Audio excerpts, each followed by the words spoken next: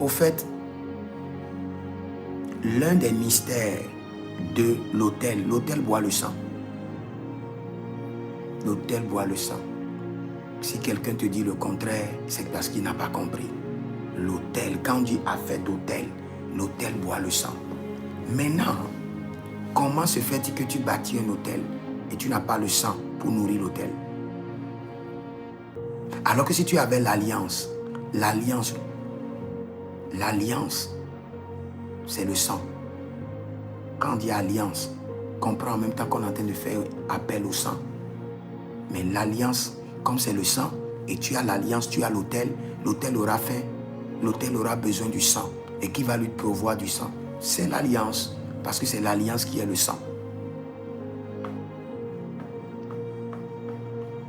Sans l'alliance, l'autel n'existe pas. L'autel que tu as établi à la maison, s'il n'y a pas un autel là, ce sont les hommes d'alliance qui ont droit pour établir des autels. Tu n'es pas un homme d'alliance, tu n'as pas pu maintenir une alliance avec Dieu pendant 2 ans, 3 ans et tu établis des autels. Non. Tu fais des libations.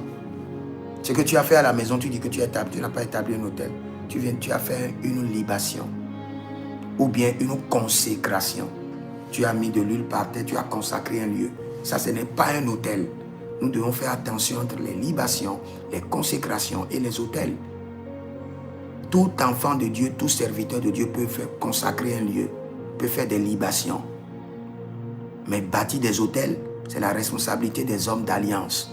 Je répète, bâtir des autels, c'est la responsabilité des hommes d'alliance. Tu n'as pas d'alliance, ne bâtis pas d'autel. Va demander permission à un autel existant qui a duré pendant 10 ans, 15 ans, 20 ans et qui a fait ses preuves. Demande-lui la permission et dépose tes offrandes. Fais un contrat avec lui et prends une portion décentralisée de l'autel. Viens installer chez toi. Là, tu as un autel. Tu n'es pas un homme d'alliance. Va demander à prendre une part d'un autel décentralisé. Pas bâtir un autel. Non. C'est une erreur, je vous l'assure. Et le Saint-Esprit va vous convaincre. C'est une erreur. Nous tous, on est restés dans cette erreur pendant 15 ans, 20 ans. Moi, je suis resté dans cette erreur depuis que j'ai 17 ans. J'ai commencé par parler des autels. Aujourd'hui, j'ai 40 ans.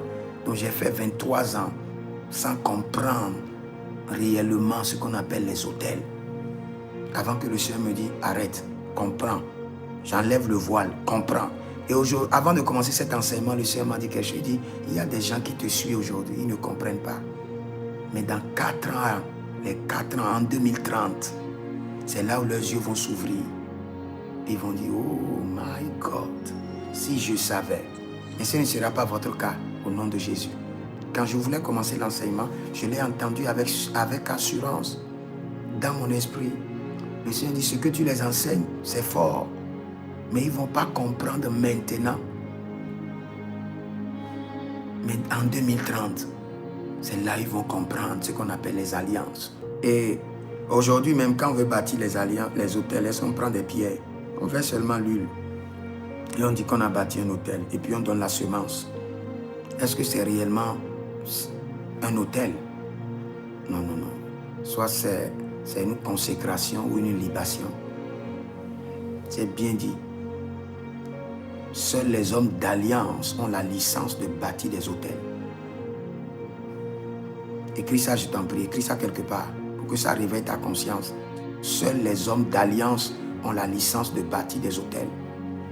Écris ça, je t'en prie. Écris ça dans les commentaires. Seuls les hommes d'alliance ont la licence, l'autorisation de bâtir des hôtels. Le sacrifice que nous donnons, la semence que nous donnons pour bâtir les hôtels, c'est la dernière des choses. Il y a un type de consécration qui va avec chaque hôtel. Tu veux bâtir un hôtel de mariage, on prend seulement l'argent, mais je vous dis la vérité, pour bâtir un hôtel, ce n'est pas seulement affaire de prendre de l'argent, ou bien de donner seulement de l'argent à l'Éternel. À vrai dire, est-ce que le Seigneur a besoin de notre argent? Non, il a besoin que nous puissions comprendre le sacré, le fonctionnement du sacré, les choses sacrées, comment ça fonctionne. Un monsieur, quelqu'un qui commet l'adultère hier, il vient aujourd'hui, il veut aller bâtir un hôtel. Est-ce que le Seigneur fonctionne comme ça? Il n'y aura pas de résultat. L'adultère annule, l'adultère qu'il a commis hier annule en même temps l'hôtel qu'il a bâti. le sacrifice de Jésus sur la croix de Golgotha n'est pas une alliance, c'est un autel. L'autel Golgotha est un autel. Le sacrifice de Jésus est le sacrifice qui a été établi pour confirmer le salut. L'œuvre du salut réel a été déjà faite. Mais il faut qu'il y ait un autel avec des sacrifices qui confirment cette œuvre. Mais l'alliance a été établie au ciel quand Dieu avait discuté avec son fils Jésus, avec le conseil céleste, en lui disant: tu vas t'humilier jusqu'à la mort et en retour de cette alliance, tu seras élevé au-dessus de tout. Ça, c'est le pacte qui continue là. Le pacte a été signé à ce niveau. Maintenant, pour manifester le pacte, l'alliance du salut, il faut maintenant qu'il y ait un autel et qu'il y ait un sacrifice. L'autel de Golgotha a été choisi et le sacrifice, c'est le sang de Jésus et sa chair. Et si vous êtes une personne et vous êtes habitué à bâtir des autels, c'est bien. Le Seigneur ne vous doit rien. Il récompense toujours. Mais prenez un temps et analysez votre vie. Analysez votre vie. Est-ce que les autels ne sont pas juste des calmants? Vous êtes calmé 6 mois, 3 mois et un autre problème surgit. Ou bien le même problème revient encore plus fort. Si vous voyez que c'est ça, sachez qu'il y a autre chose.